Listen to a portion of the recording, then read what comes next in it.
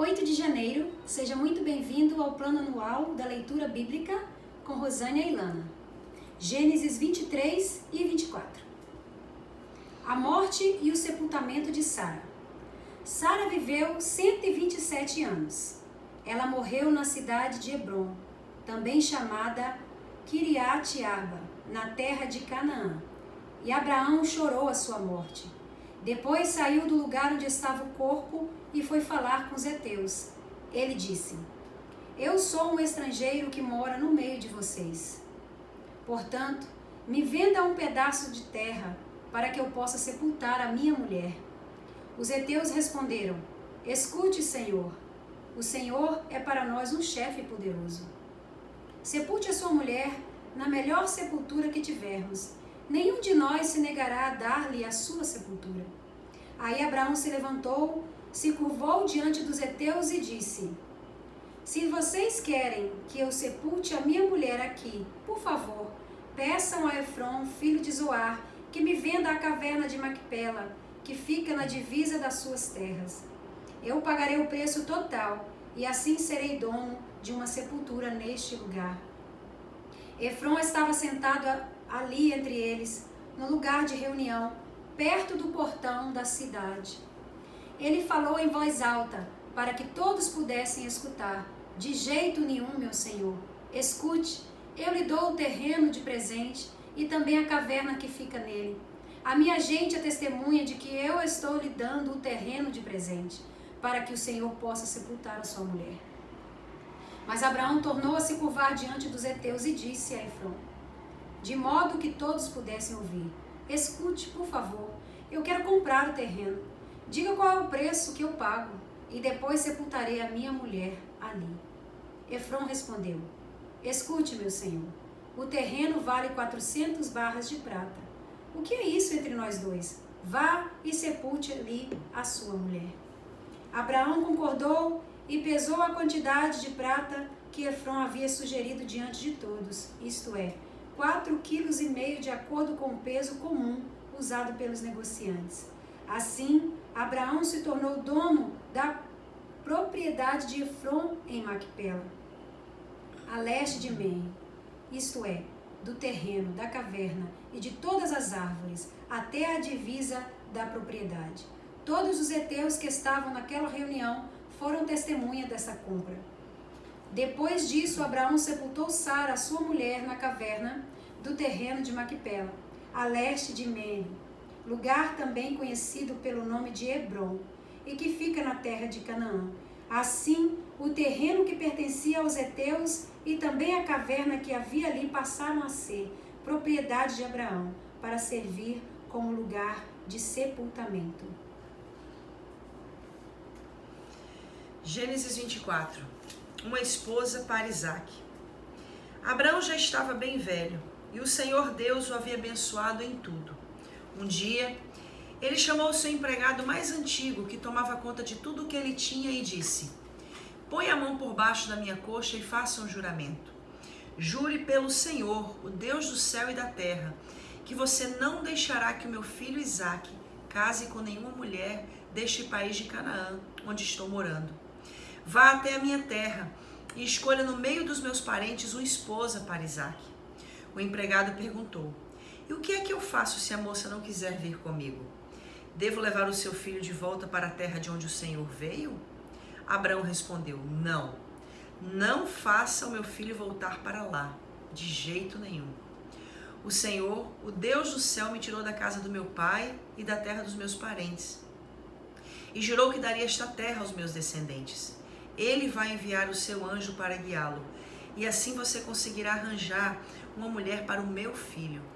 Se a moça não quiser vir, você ficará livre desse juramento. Porém, não leve o meu filho de volta para lá, de jeito nenhum. Então o empregado pôs a mão por baixo da coxa de Abraão e jurou que faria o que ele havia ordenado. Em seguida, o empregado pegou 10 camelos de Abraão e uma porção de presentes e foi até a cidade onde Naor havia morado, na Mesopotâmia. Quando o empregado chegou, fez os camelos se ajoelharem perto do poço, fora da cidade. Era de tardinha, a hora em que as mulheres vinham buscar água. Aí ele orou assim: Ó Senhor, Deus do meu patrão Abraão, faze com que tudo dê certo e sê bondoso para o meu patrão.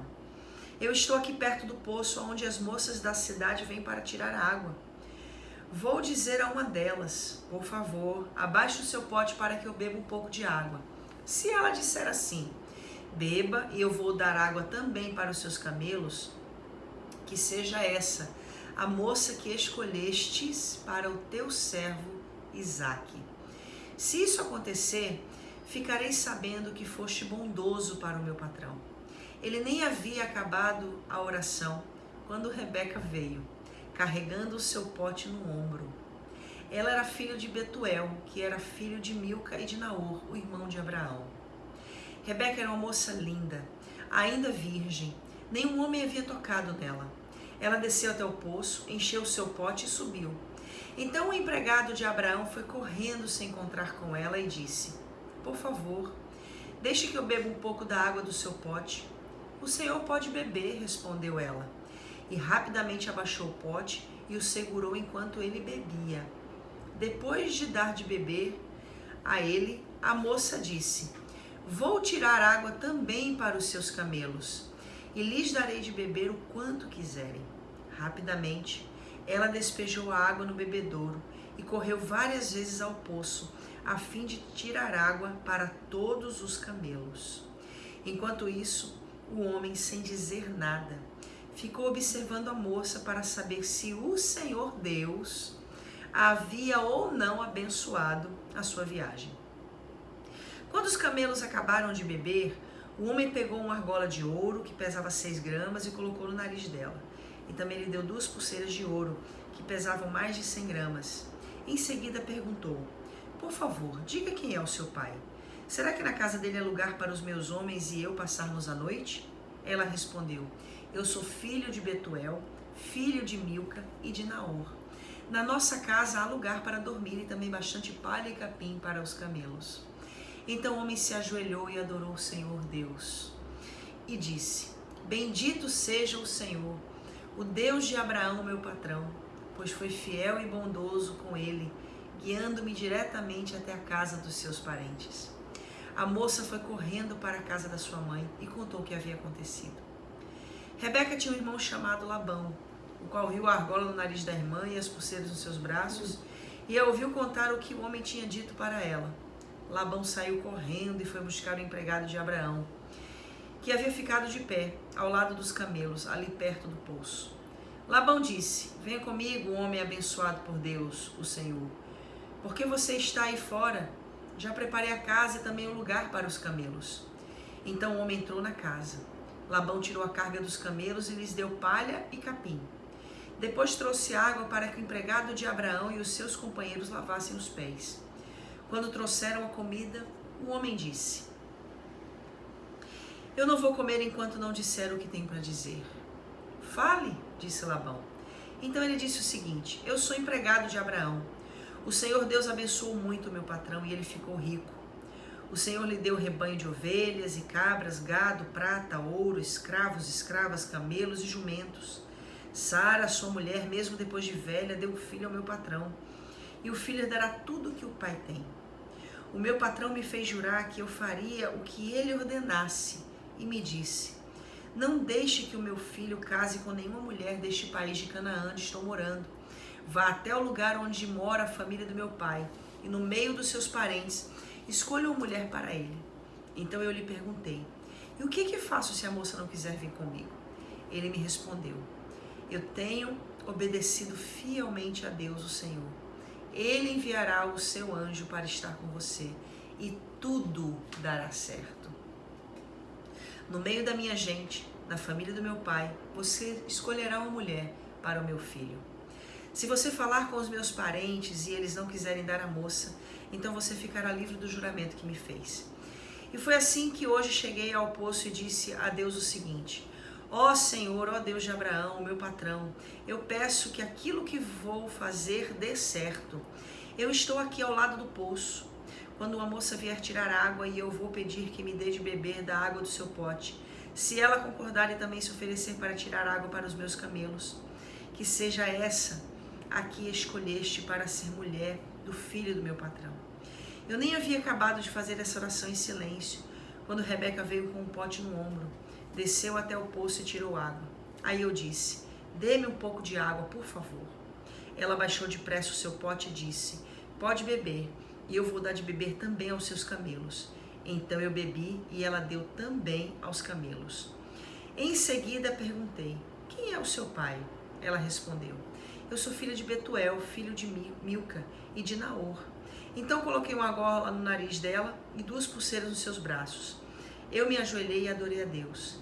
E louvei o Senhor, o Deus de Abraão, meu patrão, que me guiou diretamente aos seus parentes, a fim de que eu levasse a filha do irmão do meu patrão para o seu filho. Agora digam se vocês vão ser bondosos e sinceros com o meu patrão. Se não, digam também, para que eu resolva o que vou fazer. Labão e Betuel responderam: tudo isso vem de Deus, o Senhor, e por isso não podemos dizer nada, nem a favor, nem contra. Aqui está Rebeca, leve-a com você, que ela seja a mulher do filho do seu patrão, como o Senhor Deus já disse. Quando o empregado de Abraão ouviu essas palavras, ajoelhou-se, encostou o rosto no chão e adorou a Deus, o Senhor. Em seguida, pegou vários objetos de prata e de ouro e vestidos e os deu a Rebeca. E também deu presentes caros ao irmão e à mãe dela. Então ele e os seus companheiros comeram e beberam e passaram a noite ali.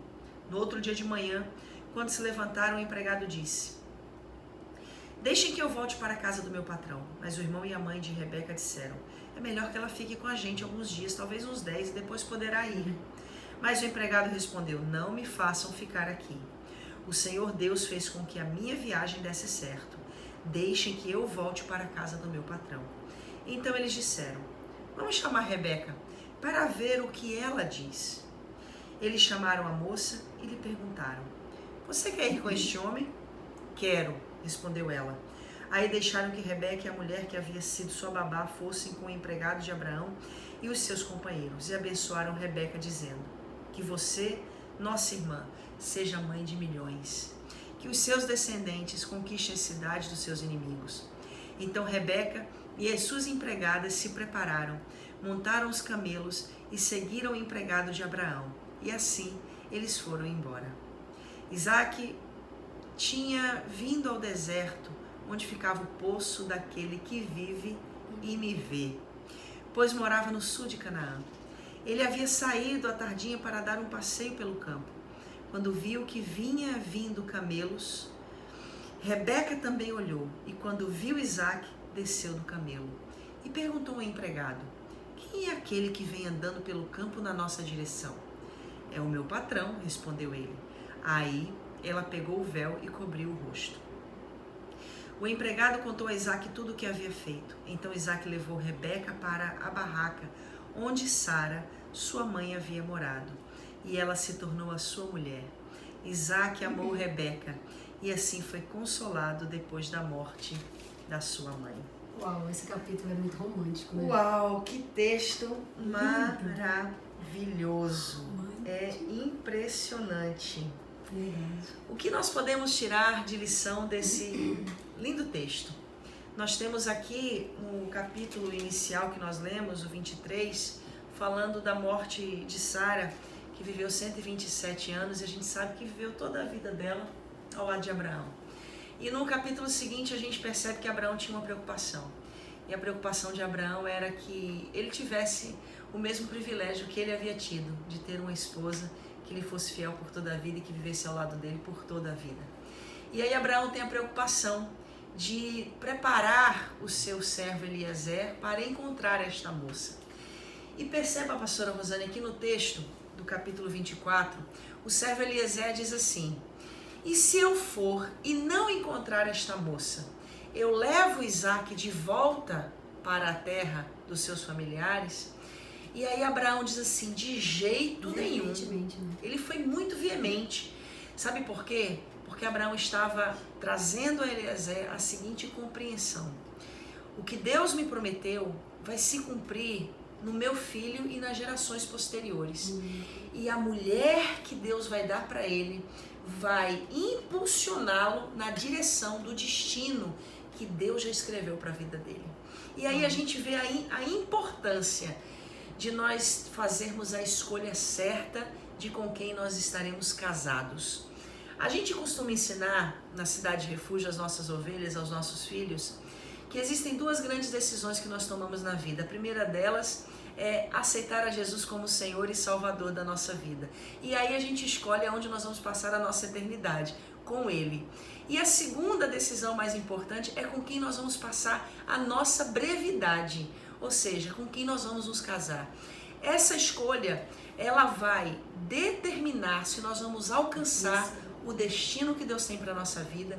E muitas das vezes, não só a escolha errada pode prejudicar-nos em alcançar o destino que Deus tem para a nossa vida, como pode, sem dúvida, anular a nossa eternidade com Cristo. Veja o quanto que é importante. E a palavra nos fala que aquele servo faz todo um preparo, uma oração, provas com Deus, e as provas que ele fez não foram fáceis, provas difíceis, porque ele queria ter certeza que era Deus quem estava escolhendo a moça para Isaac. Já pensou uma mulher sozinha carregar água para 7 camelos? Se eu não me engano, foram 10 camelos. 10 camelos. Sozinha carregar no poço e dar água para 10 camelos. Isso. Uma moça sozinha. Gênesis 24. E ele ficou parado, né? Esperando e vendo ela fazer isso. Versículo 10 fala: em seguida o empregado pegou 10 camelos de Abraão. E o interessante, pastora Rosane, é que cada camelo bebe em cerca de 10 litros de água. Ou seja, além de dar água para o servo, ela se dispôs a dar água para os 10 camelos, ou seja, cerca de 100 litros de água. Ela trabalhou aquele dia. Ou foi uma prova muito difícil mesmo. Não foi uma prova fácil. Isso nos faz entender que, se você realmente quer ter um casamento que é de Deus, um casamento que o Senhor aprova, faça provas com Ele. Que Deus sabe, né? E faça Deus provas sabe difíceis. Deus sabe de todas as coisas. Eu costumo dizer que Deus gosta quando a gente dificulta as coisas. Quando Elias faz a oração para que Deus derrame fogo do céu, ele encharca todo o altar com muita água. Ou seja, ele dificultou as coisas. Vamos ver se vai pegar fogo, né? Deus gosta que a gente dificulte as coisas, sabe por quê? Porque quando é de Deus, não há nada impossível. Quando é de Deus, Ele faz. Mesmo que seja difícil, acontece. Acontece. Então, jovem, moço, moça, não abra mão do seu futuro, não abra mão do seu destino, não retroceda, avance para Canaã. Tenha certeza de que o jovem, a jovem que você está escolhendo para se aliançar com você, seja aquele ou aquela que vai te levar ao destino. E para completar, se você for perceber, a Rebeca não conhecia Isaac. Ela não sabia se ele era o estereótipo dela, se ele era belo, se ele era formoso. Porque quando Deus está no negócio, a gente tem certeza que Ele vai fazer muito mais do que a gente precisa e muito mais. Espera.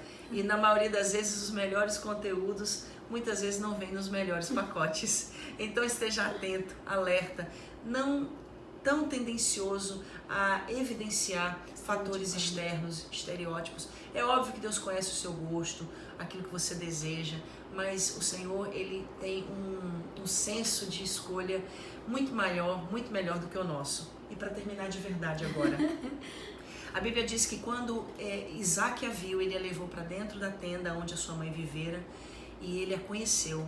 E ali eles começaram então a viverem juntos como casados. Não há casamento civil e não há casamento religioso dentro desse contexto, porque o princípio espiritual estabelecido é o mesmo na atualidade. Como assim? A aliança acontece através da intimidade e da relação sexual. Existe sim a lei dos homens, existe sim o religioso para a gente estabelecer a bênção de Deus, mas o casamento é oficializado através do contato sexual. É por isso, jovem, mantenha puro o seu caminho, se guarde para o casamento, porque o melhor de Deus está para vir para a sua vida. Deus te abençoe. Isso aí, faça a prova com Deus e confie no gosto do Senhor, né? Na escolha do Senhor para a sua vida. Estaremos de volta em Gênesis 25. Deus abençoe.